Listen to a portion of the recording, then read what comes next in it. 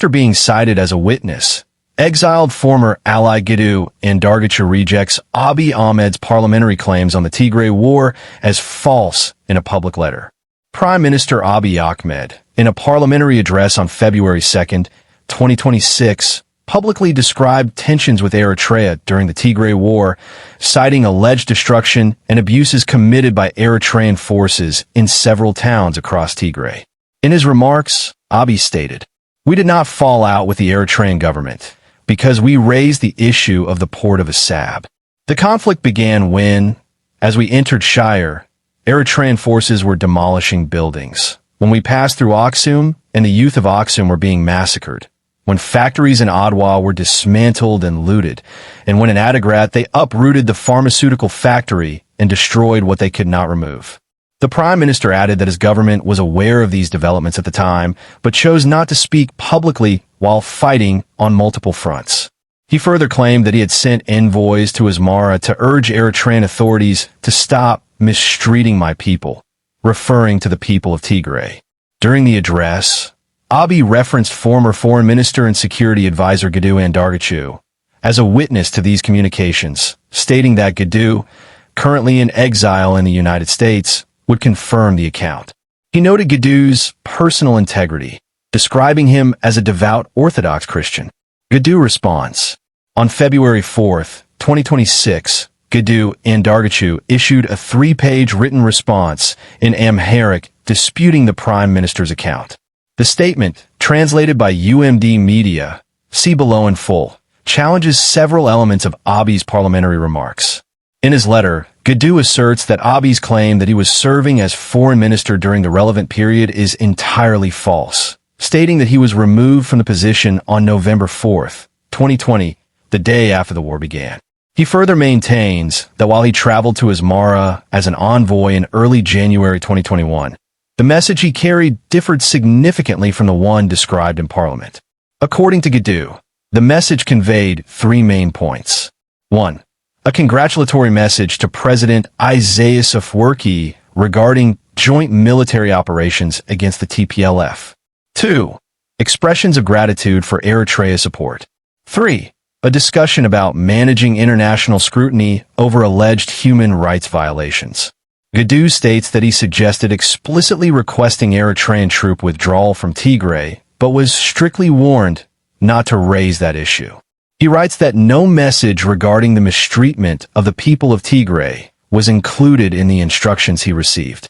In his statement, Gedu also criticizes the Prime Minister's broader handling of the war, arguing that responsibility for the destruction in Tigray cannot be attributed solely to external actors.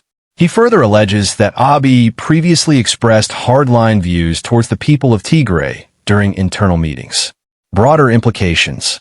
The exchange marks a rare and direct public contradiction between the Prime Minister and a former close ally who served in senior positions during the war. Gedu's letter adds new details to ongoing debates about decision-making, Eritrea's role in the conflict, and accountability for wartime actions. Abiy Ahmed's statements in Parliament about Eritrea's role in the Tigray war this week contradict his own earlier pronouncements in Parliament and in the media. Full translation. Date April 2, 2026. Translated by UMD Media. To Honorable Prime Minister Abiy Ahmed. From Gedu Andargachew. Subject: concerns the speech you made in Parliament mentioning my name. I have understood from a clipped video of your speech delivered in Parliament on February 2, 2026 sent to me by people that you cited me as a reference while explaining the cause of the disagreement that arose with Eritrea. Your speech has compelled me to clarify the situation without any addition or subtraction, so that the matter may be recorded in history correctly. Based on this, 1.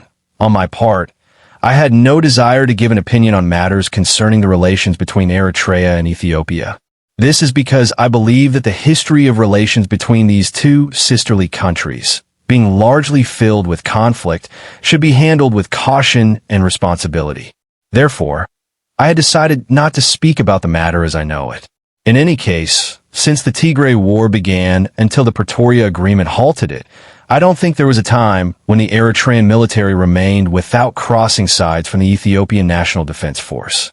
Furthermore, we recall that in 2021, during the summer, when Tigrayan forces crossed into the Amhara region, the Eritrean military came as far as the Debre Tabor area, in Debub Gondar zone of the Amhara region in northern Ethiopia, situated approximately 100 kilometers southeast of Gondar, and fought.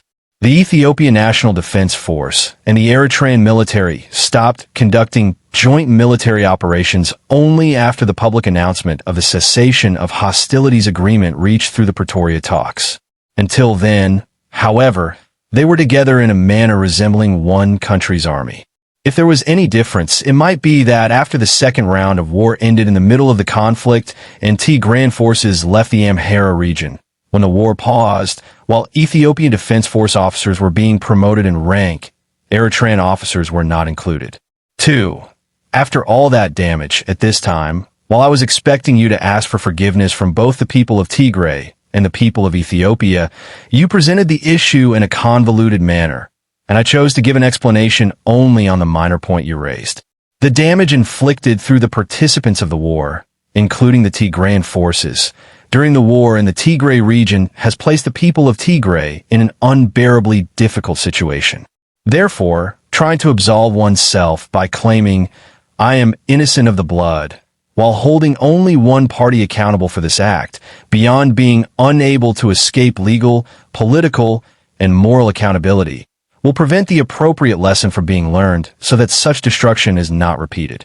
To tell the truth, during that war, the people of Tigray had no government or other side that stood by them, saying that their kin were being harmed. It can be said that only a few Ethiopian political figures, international organizations, and certain foreign governments were able to withstand the government pressure and stand by the people of Tigray to a certain extent.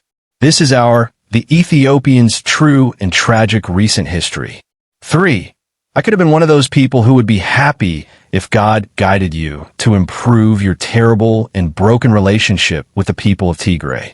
However, beyond showing no sign of remorse for your past mistakes, you are searching for another scapegoat without considering your own share of responsibility for all that mass killing, destruction of property, social upheaval, and the crisis threatening the nation's existence.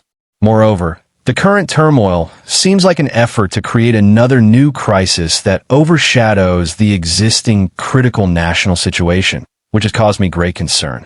The reason is, as I stated above, the root cause of the national damages inflicted on the people so far is your rule, yet you always try to present external fabricated reasons. The Tigray War, the widespread destruction being inflicted on the Amhara people, the endless war in the Oromia region, the conflict in Benishangul, and the recent one in Gambela, including the national crises that have caused much damage in other areas of the country, are primarily problems born from your erroneous belief that you cannot stay in power without conflict and war, stemming from the weakness of your rule. Given the overall situation described above, I feel compelled to move on to clarify the raw facts regarding my trip to Eritrea as your envoy, as you outlined in your speech. First and foremost, the statement you made in your parliamentary address that I was the foreign minister after the Tigray War started and that I was sent to Eritrea as your envoy regarding the crime committed against the people of Tigray is entirely false. This is a clear fabrication, and unless you are suffering from a lapse of memory, or unless you intend to use it to stir up the people for a new destructive project you plan to execute, this fact is clear to anyone who follows Ethiopian politics. I was removed from the foreign ministry the day after the Tigray War started, meaning from November 4th, 2020 onwards. It is unthinkable that you would forget this matter. Unless there is some other destructive agenda you are plotting to execute against the people and the country that you want to use this to foment, my tenure as foreign minister or my travel to Eritrea are unrelated matters. Feedback Sturin. 5. Regarding the immense damage inflicted on the people in connection with the Tigray War, in your parliament speech this week, you have urged me to testify to confirm that you sent me to Eritrea carrying a message saying, "Do not mistreat my people." Honorable Prime Minister, you have also made a big mistake here. The truth I know is different, so I cannot be a good witness for you in this regard. You would be better off finding another witness who aligns with your version, which is detached from the truth. If you want me to speak about your view of the people of Tigray, The truth I know is vastly different from what you said. In fact, to tell the truth, one of, and perhaps the main, issues that angered you at that time and caused you to see others as enemies was the raising of the issue of the mistreatment of the people of Tigray. Let me remind you of my own experience. At the executive committee meeting called to celebrate the claim that we have shattered the TPLF's power in 3 weeks and taken control of Mekelle. Based on the assessment presented, I raised a point. The assessment that was presented stated that the people of Tigray viewed the attack on the Northern Command and the defensive measure taken as a sudden affair, hence stood aloof from any side, observing the war neutrally. I, aligning with this assessment, suggested that caution must be taken so that the people are calmed, lawlessness is not created, the military does not harass the people with a spirit of victory and vengeance. A civilian administration should be quickly established and run by its own children. And if injustice is inflicted, there's a risk that they might long for the TPLF and re-strengthen the TPLF. I presented a detailed opinion containing this concern. You, from the podium, listened to the idea I raised with a positive attitude and passed over it. After the meeting was over, and as we were leaving the meeting hall, I remind you of what you called me aside and told me, which accurately shows your view of the people of Tigray. This is what you told me. Don't think that Tigrayans from now on can recover from the defeat that befell them and rise up strong. We have crushed them, so they won't rise. Many people say the people of Tigray, the people of Tigray. How are the people of Tigray better than anyone? We have crushed them, so they won't rise. We will crush them even more in the future. Since defeat is heavy, from now on, the Tigray we knew will not return. Also, after Tigrayan forces left the Amhara region and returned to Tigray, when pressure was mounting from the international community to negotiate, the negotiation strategy you stated at a public meeting you would follow was one that would dismantle Tigray slowly. This is the truth. This is what I know and your true attitude towards the people of Tigray. 6. The only partially true aspect of your parliamentary speech is my trip to Eritrea. Although I cannot remember the exact date, around the beginning of Tier 2013 E.C., January 2021, I took a Ministry of Foreign Affairs official and went to Asmara to deliver your message to President Isaias Afwerki, and he returned the next day. The content of the message focused on the following 3 issues.